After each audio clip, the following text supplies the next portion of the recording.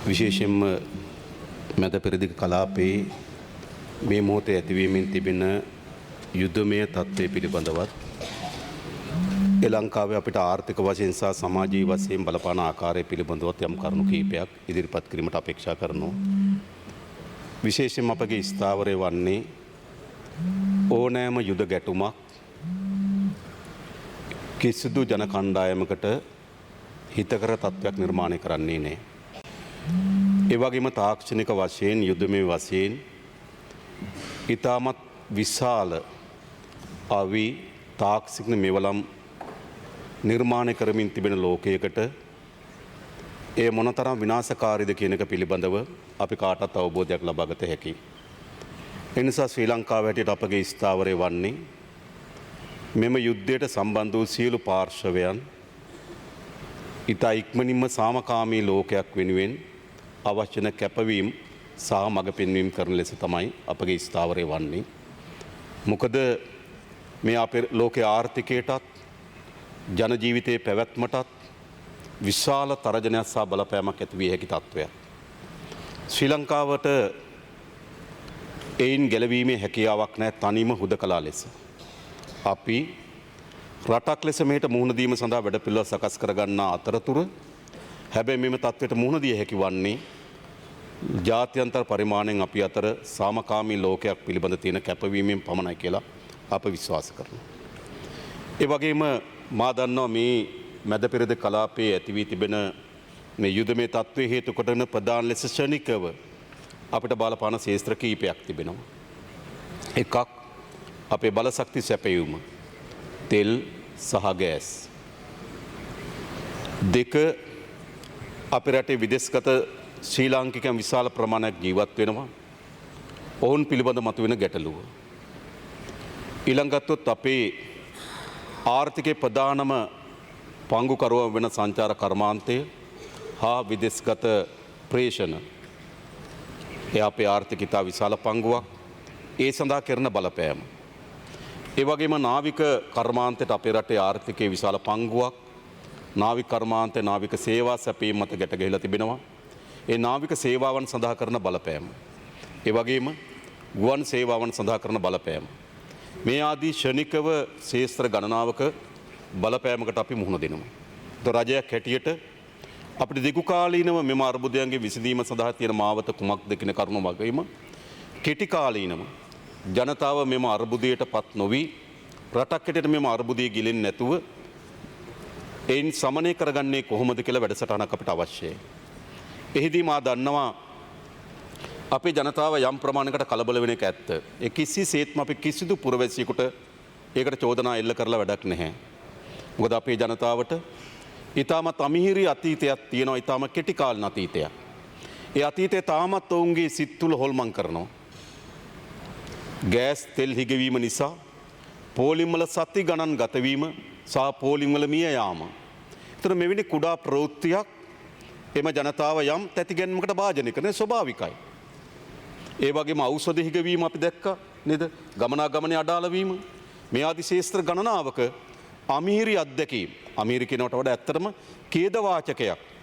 මීට අවුරුදු 2-3කට කලින් අපේ රට මුහුණ දුන්නා. ඒ නිසා අර සාමාන්‍යයෙන් ගිනි පැනල්ලෙන් බැටකාපු මිනිහා කණාමැදිරි එළියටත් බයයි වගේ කුඩා චලනයකටත් අපේ සමාජයේ තැතිගැන්මකට භාජනය වෙනවා. ඒ අපිට පිළිගත හැකියි. හැබැයි අපිට වාක්‍ය වලින් කරුණු වලින් පමණක් සමාජ ස්ථාවරභාවයකට ගේන්න බෑ. සමාජ ස්ථාවරභාවයට ගෙන හැකි වන්නේ ප්‍රායෝගිකව වුන් අර්බුදයකට මුහුණ නොදනවා යයි කියලා සහතික කිරීමෙන් පමණයි. එයි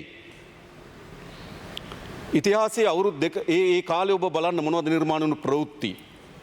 ඒ හැම ප්‍රවෘත්තියක්ම ඉදිරිපත් කරලා රජයේ පැත්තෙන් කැබිනට් මාධ්‍ය ප්‍රකාශකවරයා ඒ කාලේ එමට ආණ්ඩුවේ නාලිකා ඒ කාලේ ජනාධිපතිවරයා මට මතකයි. මේ හැමදෙනාම ඒ කාලේ කරපු ප්‍රකාශයන් පැයක් දෙකක් ඇතුළත ඒ ප්‍රකාශයන් වල අසත්‍යභාවය එළිදරව් වුණා. ඒ නිසා සමාජය හැම විටම මෙවැනි කුඩා එකකින් තැතිගැන්මකට භාජනය වෙන අස්ථාවරත්වයන් පිළිබඳ මතයක් නිර්මාණය වෙන සමාජයක් අපි යමු තිබෙන්නේ. එයි අපි තවමත් ආර්ථික ඉතාමත් ශක්තිමත් ලෙස ස්ථාවරභාවයට පත් කරලා නැහැ. ස්ථාවරභාවයට පත් කරමින් තිබෙන ගමනක්. අපේ සංචිත අපි ශක්තිමත් කරමින් තිබෙන ගමනක්. අපේ නිෂ්පාදන ආයෝජනයන් කැඳවා ගැනීම සඳහා සකස් කරමින් තිබෙන ගමනක්. ඒ ගමන අතර තමයි මේ සිදුවීම අපිට බලපෑම් ඇති කරන්නේ. අපි දන්නවා අපි මේ අවුරුද්දකට ටිකක් වැඩි කාලයක් ඇතුළත අපි මෙවැනි අවස්ථා කීපයකට මුහුණ දුන්නා. එකක් ඔබට මතකයි අපි විගසම මේ කලාපයේ යුද්ධයක් පිළිබඳ ගැටුමක් පිළිබඳ සාකච්ඡාවක් ආවා. ඒ වෙලාවෙදිත් මේ වගේම තැතිගැන්මක් ආවා. නමුත් කෙටි කාලයක් ඇතුළත ඒක සමනය කරගැනීමේ හැකියාව මතුවුණා. ඊළඟ ඔබට මතකයි එක්සත් ජනපදයේ තමන්ගේම ආර්ථික උපාය මාර්ගයක් අනුව පනවන ලද බදු හරහා විශාල මාදන්න මේ පාර්ලිමේන්තුවෙන් පිටතත් විශාල සාකච්ඡාවක් ගෙනිච්චා රට අනතුරකට මුහුණ දෙවි කියලා. හැබැයි ඒක සැලකිලි ප්‍රමාණකින් අපිට සමනය කරගන්න සමත් වී තිබෙනවා. ඒ වගේම අනතුරු අපිට මතකයි දිට්වා විශාල විනාශයක් අපේ GDP එකකින් 4% වගේ බලපෑමක් කරලා තිබෙනවා. සමස්ත විනාශයකට ඩොලර් බිලියන 4.1ක වගේ විනාශයක් සිදු වී තිබෙනවා. නමුත් ඒ මාස 3ක් යනකොට සැලකිලි ප්‍රමාණකින් අපි සමනය කරලා සාමාන්‍ය තත්ත්වයට රට ආර්ථිකය ගෙනල්ලා තිබෙනවා. ඒ නිසා හැම විටම අභියෝගයන් වලදී ඒ අභියෝගයන් සාර්ථකව සමනය කරගත්තු මෑත කෙටි කාල ඉතිහාසයක් අපිට තිබෙනවා.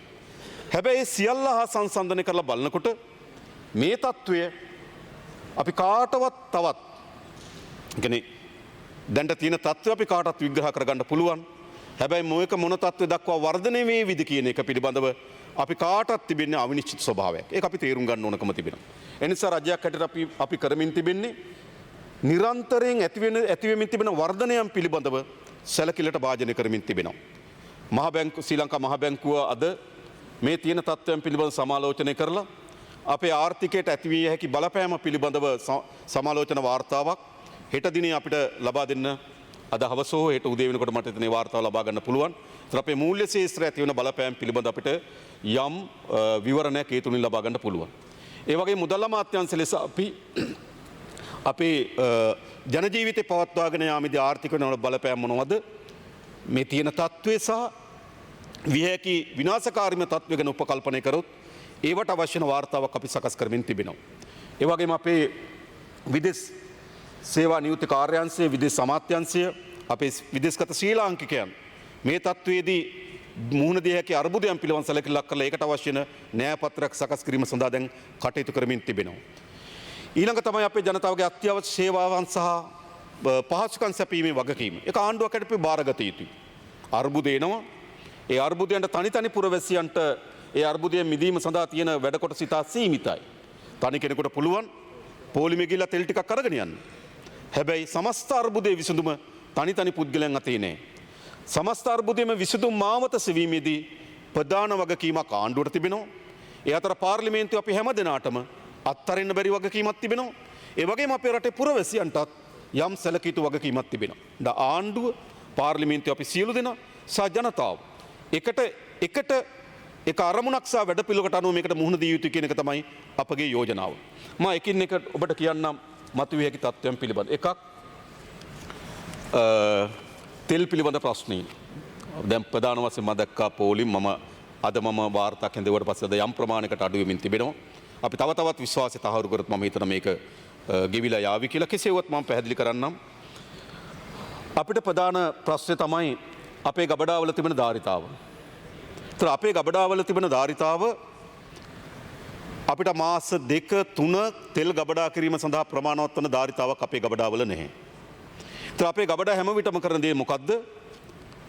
ඊළඟ නැව එනකොට ඒ නැවේ තෙල් ගබඩා කර ගැනීම ඒ නැවේ තිබෙන තෙල් ගබඩා කර ගැනීම සඳහා අවශ්‍ය වෙන විදියට ගබඩා හිස් කරමින් තියෙන්නත් ඕන. ගබඩා පුරවගෙන ඉන්න බෑ. ඒ කියන්නේ ආසන්න වශයෙන් ගත්තොත් අපිට ත්‍රිකුණාමලයේ තියෙන IOC ගබඩා ටික අත්තරියොත් අපිට කොළොන්නාව සහ මුතුරාජවල මුළු ගබඩා සංකීර්ණ ධාරිතාව තියෙන්නේ 1,50,000ක් පමණ. හැබැයි අපිට 1,50,000ම තියාගෙන ඉන්න බෑ. ඊළඟ නැව එනකොට ඒ නැවේ ධාරිතාව හිස් කරලා තියාගන්න ඕන. එහෙම නැත්නම් කවුරු හරි කිව්වොත් මේ 1,50,000ම තියාගන්න කියලා ඊළඟ නැව આવොත් මොකද කරන්නේ? ඒ නිසා නැව් වෙන පිළිවෙලට ගබඩා හිස් කිරීමේ සැලැස්මක් එක්ක තමයි අපි ඉන්නේ. ඒ අනුව ගත්තොත් 1,50,000න් 1,03,000ක් ගබඩා පිරලා තිබුණා. ඒ වගේම අපේ දෛනිකව පිරිපහදුවෙන් මෙට්‍රික් ටන් 1,800ක් අපිට සපයනවා. ඒතර මෙට්‍රික් ටන් 1,800ටත් අපි පිරිපහදුවෙන් ඉන්නවට ගබඩා පාසුකම් ටික අපි සකස් කරගන්න ඕන. ඒ නිසා මම හිතන්නේ ඉතාමත් හොඳින් මේ තිබෙන ගබඩාවලට අනුරූපී වන පරිදි සැලැස්මක අපි හිටියා. ගබඩාවල තියාගන්න පුළුවන් ප්‍රමාණය, නැවක් ආවට පස්සේ ගබඩා හිස් කරගත යුතු ප්‍රමාණය, ඊට පස්සේ අපේ පිරිපහදුවෙන් තෙල් දෛනිකව නිෂ්පාදනය කරන ප්‍රමාණය, ගබඩා කරගැනීම සඳහා අවශ්‍ය වන පහසුකම්. ඒ නිසා මම හිතනවා අපේ ගබඩා පද්ධතිය ඉතා හොඳින් කළමනාකරණය කරමින් තිබෙනවා. ඉතා හොඳින් දත්ත බලමින්, දිනපතා අවශ්‍යතාවයන් බලමින්, නැව් වෙන දින බලමින්, අපේ පිරිපහදුවේ නිෂ්පාදනය වෙන තෙල් ප්‍රමාණය බලමින් ඒ අවශ්‍ය වෙන ධාරිතාව තමයි අපි ආරක්ෂා කරගන්න ඕනකම තිබෙන්නේ. එහෙම නැතුව මම හිතන්නේ නෑ ගබඩා නිකම් පුරවගෙන ඉන්න බෑ. ඒ වගේම දෛනිකව මාකට් එකට තෙල් යනවා. මේ ඔක්කොම සංසන්දනය කරමින් තමයි අපි ගබඩා පද්ධතිය පරිපාලනය කරමින් තිබුණා.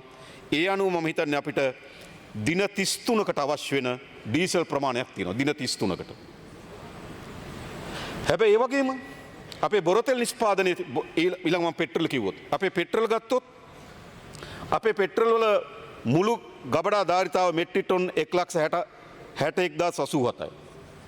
ඒකේ මේ අර්බුදය මත වෙනකොට 1,36,270ක ගබඩා ධාරිතාවක් තිබුණා.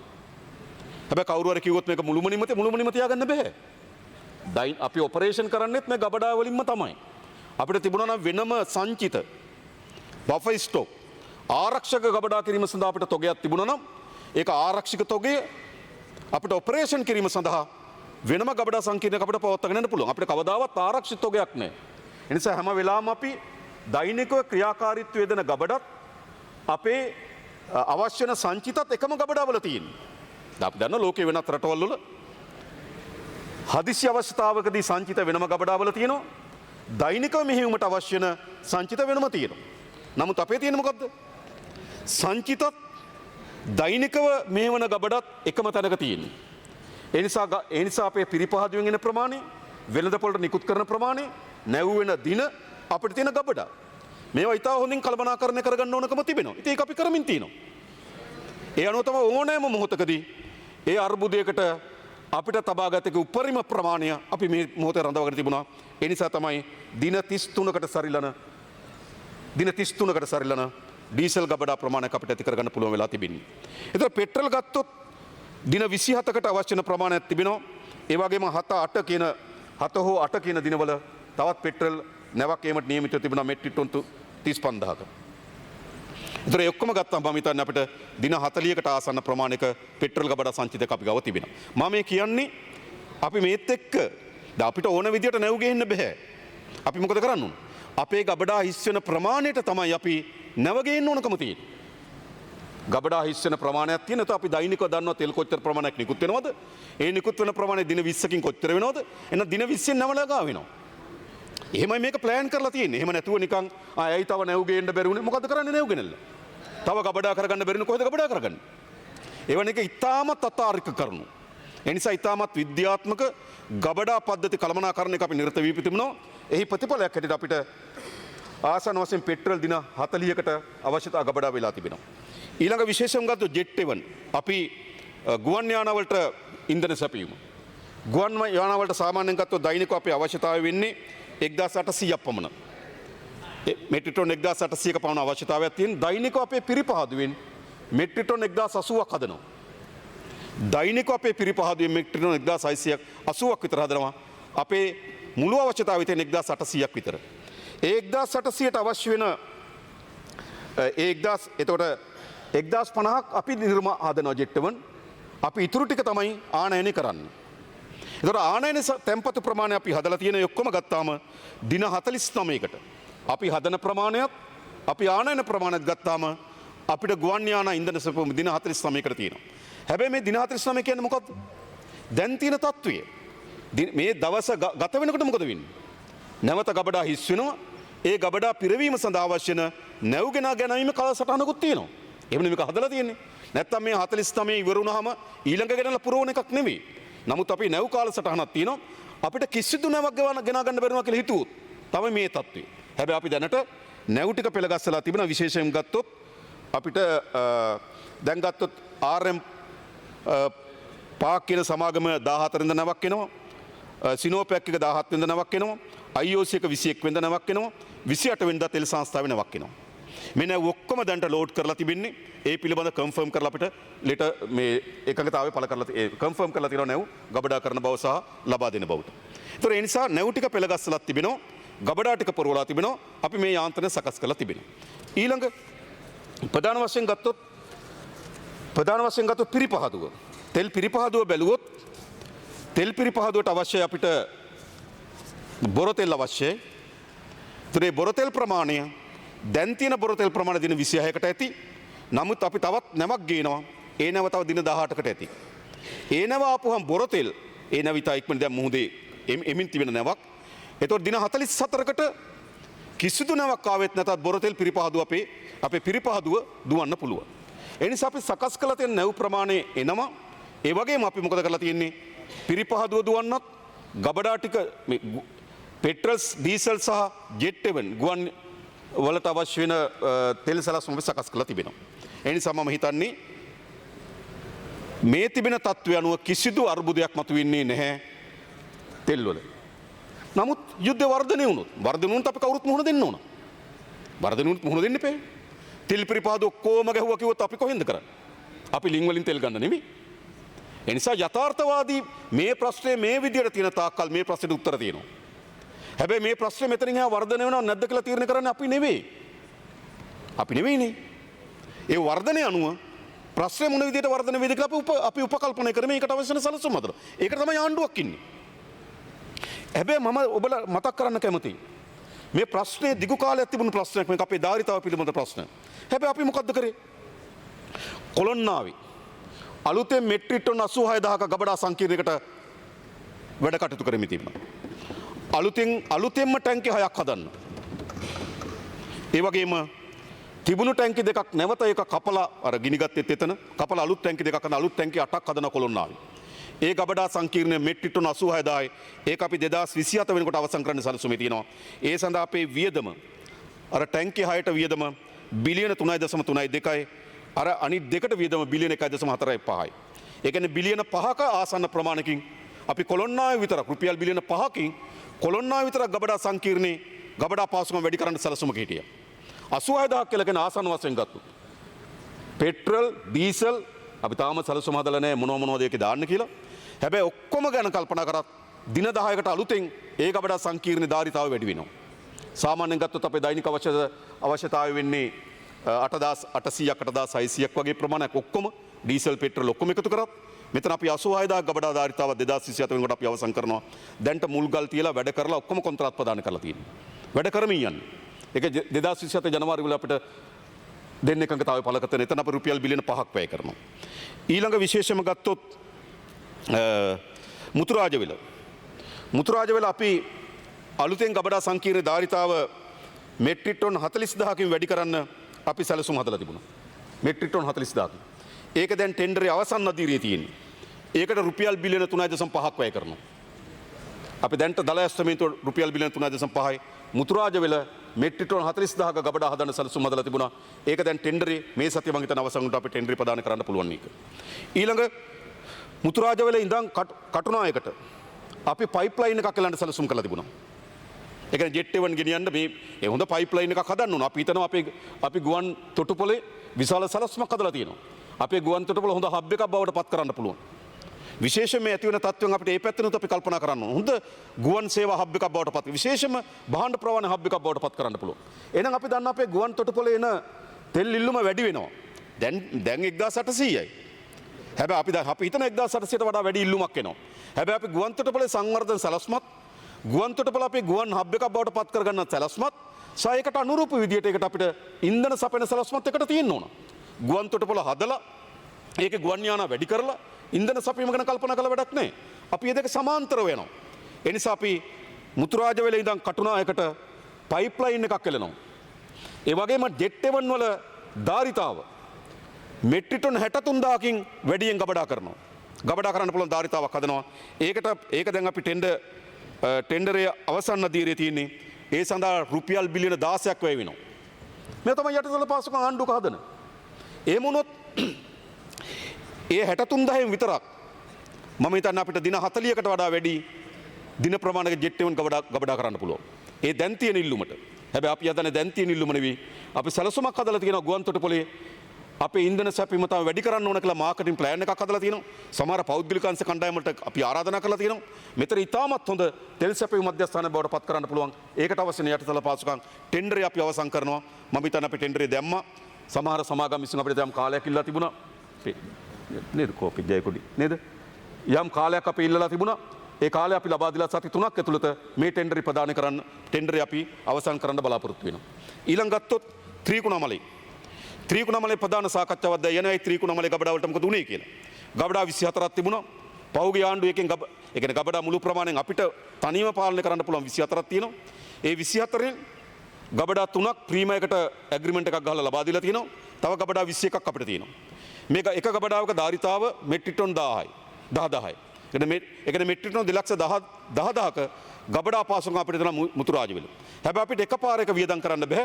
අපි අධීරය කීපයකින් ඒ ගබඩා ටික නැවත ප්‍රතිසංස්කරණ සැලසුම හැදුවා. ඒ පළවෙනි අධීරය තමයි ටැංකි 4ක්. අපි තෝරාගත්ත ප්‍රතිසංස්කරණය කරන්න. ඒ ටැංකි 4න් දෙකක් ප්‍රතිසංස්කරණය කරලා අවසන් අනිත් ටැංකි දෙක ප්‍රතිසංස්කරණය කරනවා. හැබැයි ගබඩා ප්‍රතිසංස්කරණ කරාට වැඩක් නැහැ. නල පද්ධතිය අපිට නැතුව. ඒ නිසා අපි එයා සමාන ලෙස මුහුදේ ඉඳන් නල පද්ධතියක් අපි ත්‍රිකුණාමලේ පරණ නල පද්ධතිය තියෙනවා. ඒවා දිර්ලා තියෙන. ඒ වගේ යන්න බෑ. ඒ නිසා අලුත් නල පද්ධතියක් කෙලවන්න අපි ටෙන්ඩර් කෝල් කරලා තියෙනවා. ඒකේ අපේ වියදම රුපියල් බිලියන 7.37යි. එතකොට එතන ධාරිතාව අපිට අලුතෙන් මෙට්‍රික් ටන් 40000ක ධාරිතාවක් එනවා. ඊළඟ විශේෂම ගත්තොත් අපේ තෙල් පිරවුම් පහසුකම්. තෙල් අපිට ආවට පස්සේ පිරවුම් පහසුකම් අපේ අඩුයි. දැන් අපි ඒක වර්ධනය කරන්න ඕනේ. ඒක ඔටෝමේට් කරන්න අපි යනවා. ඒ සඳහා දැන් අපි ටෙන්ඩරේ කෝල් කරලා තියෙනවා. ඒකට අපි වියදම් කරන්න අපේක්ෂා කරනවා රුපියල් බිලියන 1.5ක්.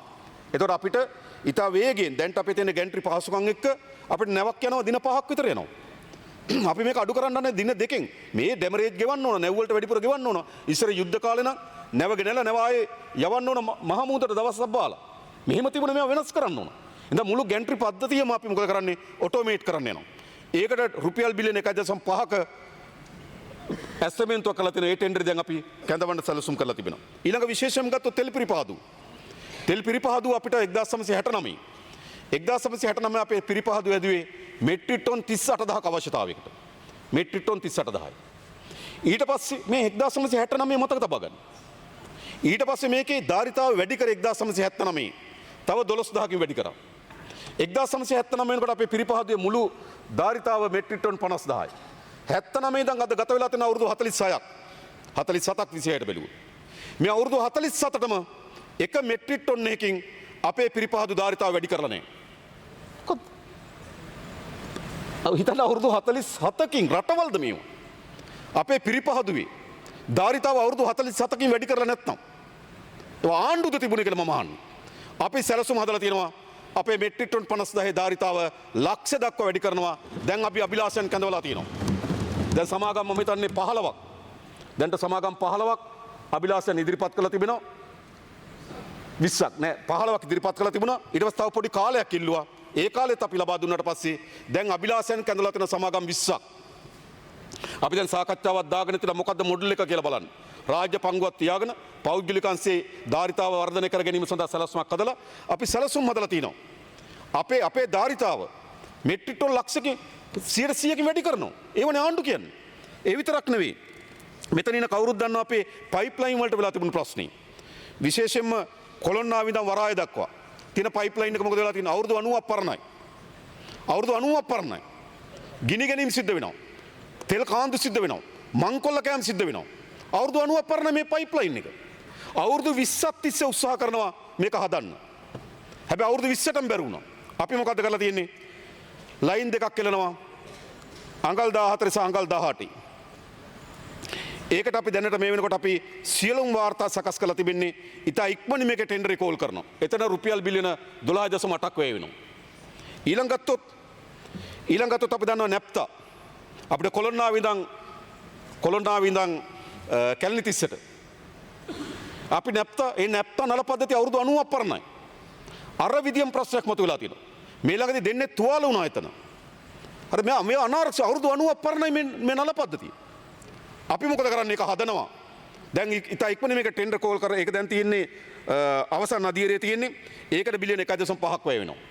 ඒ නිසා ගත්තොත් ආසන්න වශයෙන් ගත්තොත් බිලියන 30කට අධික මුදල් ප්‍රමාණයක් අපි මේ පහසුකම් යටිතල පහසුකම් වර්ධනය කිරීම සඳහා සකස් කරලා තිබෙනවා. ඒකනේ මේ ආණ්ඩුව කරන්න ඕනකම තියෙන්නේ. දැන් තියෙන තත්ත්වයට අපි සැලසුම් හදලා තියෙනවා. මෙවැනි ඕනෑම අර්බුදයකට මුහුණ දෙන්න පුළුවන් ප්‍රමාණය බලශක්ති ආරක්ෂාව පිළිබඳ අපි සැලසුම කටයුතු කරමින් තිබෙනවා.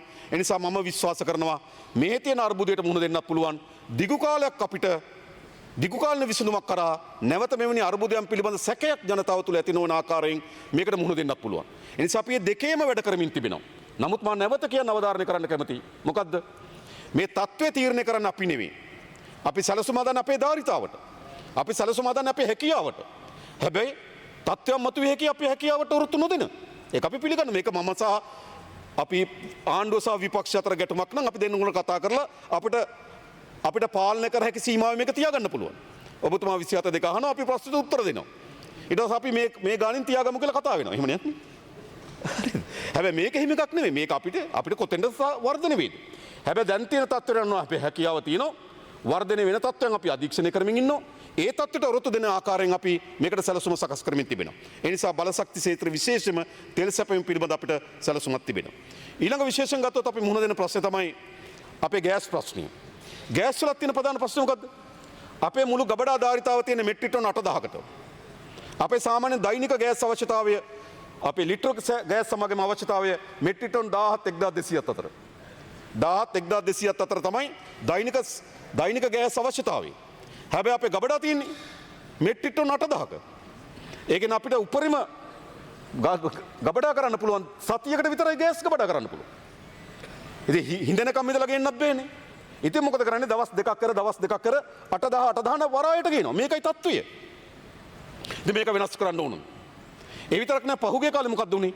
අර පෞද්ගලික සමාගමේ ගෑස් සැපීම අඩාල වුණු නිසා අපේ ගෑස් සැපීම දවසකට 1800 දක්වා වර්ධනය වුණා. අපේ ධාරිතාව තිබුණේ මෙට්‍රික් ටන් 8000යි. ලිටර ගෑස් සමාගමේ අවශ්‍යතාවය තිබුණේ මාසෙකට මෙට්‍රික් ටන් 11200යි. හැබැයි පෞද්ගලික සමාගමේ ගෑස් සැපීම අඩාල වුණු නිසා දෛනික ගෑස් සැපීම 1800 දක්වා වර්ධනය වුණා. ඒ 1800 දෛනිකව වුණා, ගබඩා තියෙන 8000ක. තේරුම් ගන්න පුළුවන් ප්‍රශ්නේ. දින 5කටවත් ගෑස් ගබඩා කරන්න බැරි තත්ත්වයක් මතුවලා තිබෙනවා. ඒ නිසා දැනුත් කරලා තියෙන මොකද්ද? මාලදීවේ නැවක් නතර කරගෙන තියෙනවා. ඒ නැවෙන් පොඩි නැව් වලින් 8000 දවසක් කර දවසක් ගේනවා. මේ රටවල්ද මේවා? මේවා තමයි හුඬු. මේවා රටවල් නෙමෙයි. මාලදීවේ නැවක් නතර කරගෙන පොඩි නැවකින් 8000 ගේනවා. ඉතින් මේවා වෙනස් කරන්න ඕන. ඒ නිසා අපි සැලසුමක් හදලා තියෙන අපේ ගෑස් සමාගමේ ධාරිතාව වැඩි කරන්න ඕන. හැබැයි ඒ අතර අපි දන්නවා මේ හදිසි අවස්ථාවයට පෞද්ගලික සමාගමත් සතුව තිබෙනවා ගබඩා පර්යන්තයේ මුළු එකතුව මෙට්‍රික් ටන් 30000ක් තියෙනවා. හැබැයි ඔවුන් ඒ ගබඩා පර්යන්තය හැදුවේ එක්ස්පෝර්ට් මාකට් එකට. ඒගොල්ලෝ හැදුවේ අපනයන කිරීම සඳහා තමයි. ඔවුන් මේ ගෑස් එතන ඔයගොල්ලෝ කවුරුත් දන්නවා නේද? හම්බන්තොට ඒක හදලා තියෙන එකට. ඉතින් අපි ඔවුන් එක සාකච්ඡා කරමු මෙතන මේ හදිසි අවශ්‍යතාවයට. මම උදේ කතා කරා. අපි හිතුවේ 30000න් 15000ක පාසුකම් අපිට తాවකාලිකව දෙන්න කියලා. ඒ සමාගමම ස්තුතිවන්ත වෙනවා. සමාගම කැමැත්ත ප්‍රකාශයට පත් කරා. ඒ ගබඩ ඒ මෙට්‍රික් ටන් 30000න් 15000ක් අපිට දෙන්නම් කියලා මේ හදිසි අවශ්‍යතාවයෙන්. අපි ස්තුතිවන්ත වෙන්න ඕන. හැබැයි අපේ තිබුණ ඒ ගබඩා හදනකොට තියෙන මොකක්ද? ඒක BOI. ඒ නිසා ඒ ගබඩා වලට නේද ලෝකල් මාකට් එක නිකුත් කරනවා නම් අවශ්‍ය නැ බදු නිකුත් කරන්න ඕන. ඒ වගේ මේ පෞද්ගලික සමාගමට මම මේක විවෘතව කියන්නේ පෞද්ගලික සමාගමට දීලා තිබුණ මොකද්ද?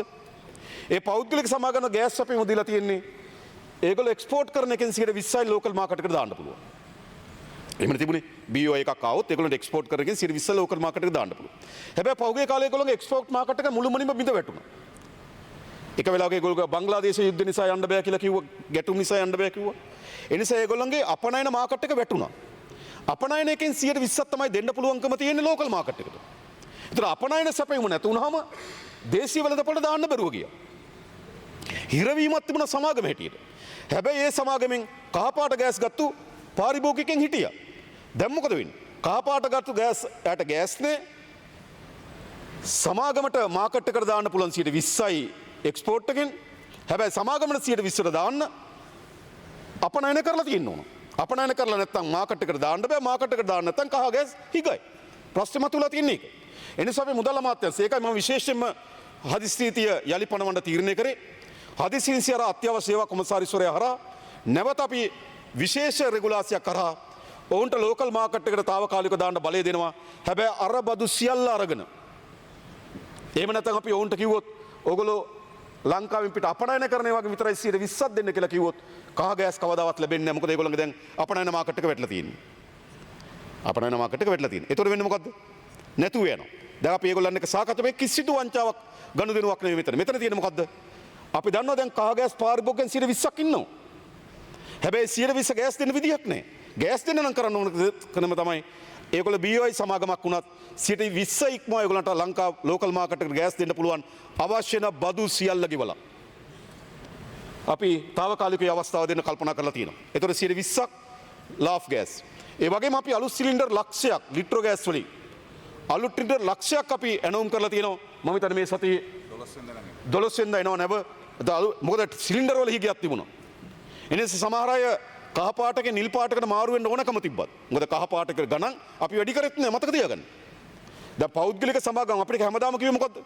පෞද්ගලික සමාගම් විසින් තරඟකාරීත්වයක් හදලා අඩු කරනවා කිව්වා. හැබැයි අද මොකද වෙලා තියෙන්නේ?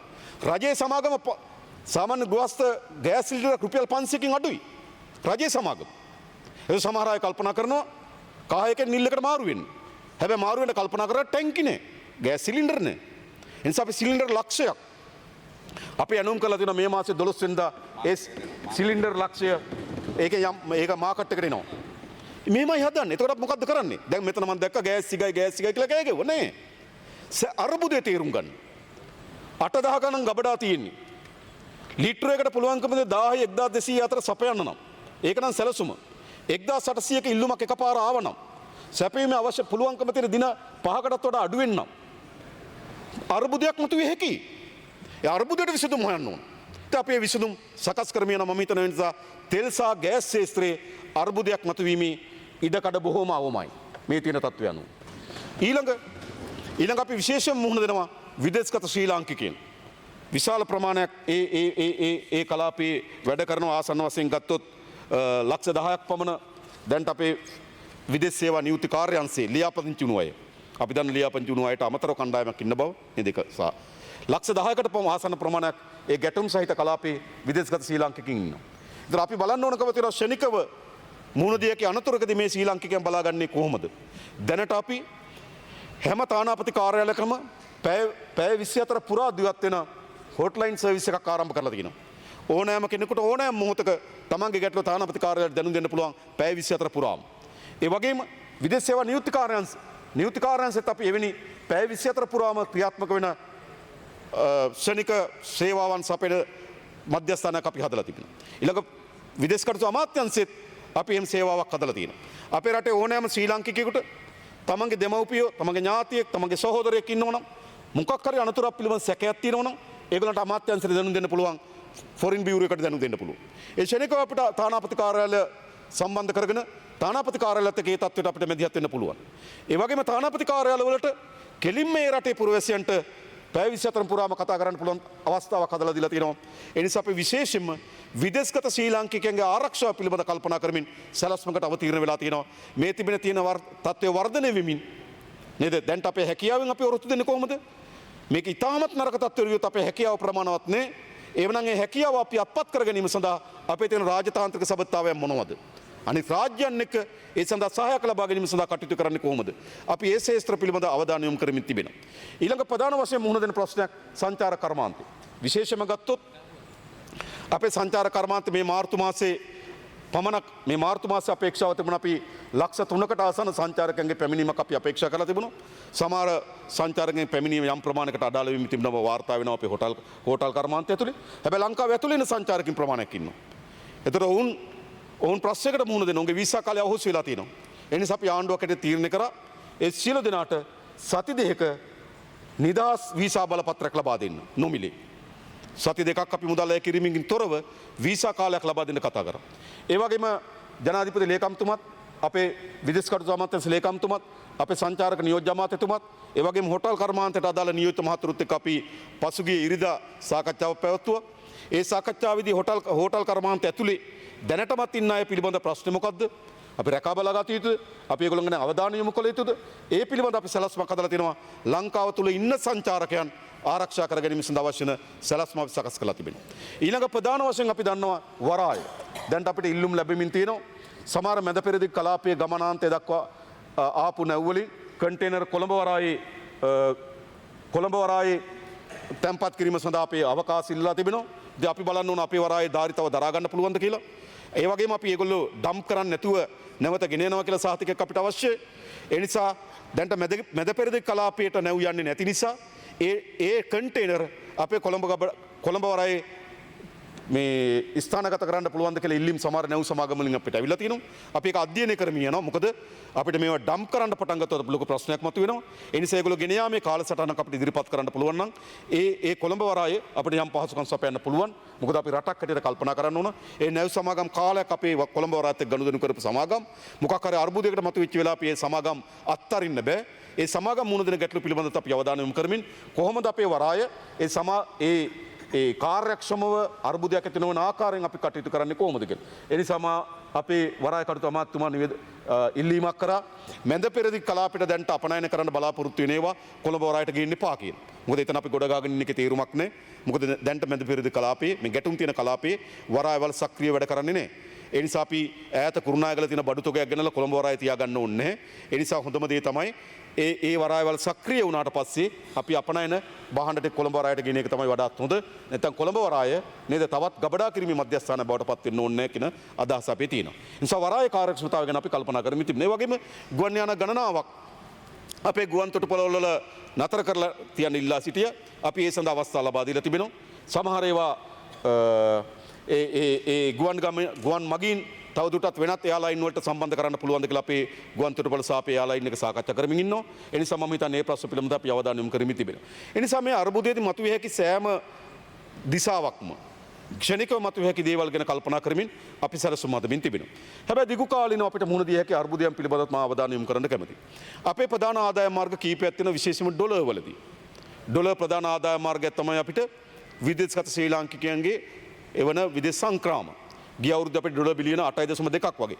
ලංකා ඉතිහාසයේ වැඩිම ආදායම අපි උපයන්න පුළුවන් ලැබෙන ඩොලර් බිලියන 8.2කට ආසන්න ප්‍රමාණයක් විදේශ සංක්‍රාම අපිට ලැබුණා. ඒක අපේ ආර්ථිකයට විශාල පිටුවහලක්. ඒතර මේක වර්ධනය වුණොත් ඒ විදේශ සංක්‍රාම හරහා අපිට ලැබෙන ඩොලර් ප්‍රමාණයට වෙන බලපෑමක් මතුවීමේ අනතුරක් තිබෙනවා. ඊළඟ අපේ ප්‍රධානම ආදායම මාර්ගය තමයි වර්ධනය වෙමින් තිබුණු ආදායම මාර්ගය තමයි සංචාර කර්මාන්තය. නිසා සංචාර කර්මාන්තයට යම් බලපෑමක් ඇති වෙනවා. මම කියන්නේ විශේෂයෙන්ම අපේ සංචාර කර්මාන්තය යුරෝපායේ ආසිත රාජ්‍යයන්ගේ වැඩි ප්‍රමාණයක් ට්‍රාන්සිට් තිබුණේ දෝහා, අබුඩාබි සහ ඩුබායි නේද? එමිරේට්ස්, එතිහාඩ් සහ කටාර් එයාර්වේස්. මේවා තමයි ප්‍රධාන මේ අපේ ට්‍රාන්සිට් මධ්‍යස්ථාන බවට පත් වෙලා තිබුණේ. ඒ නිසා මම හිතන්නේ ඒවා යම් ප්‍රමාණයකට අඩාල වීම සංචාර කර්මාන්තයට බලපෑමක් ඇතිවීමේ අනතුරක් තිබෙනවා.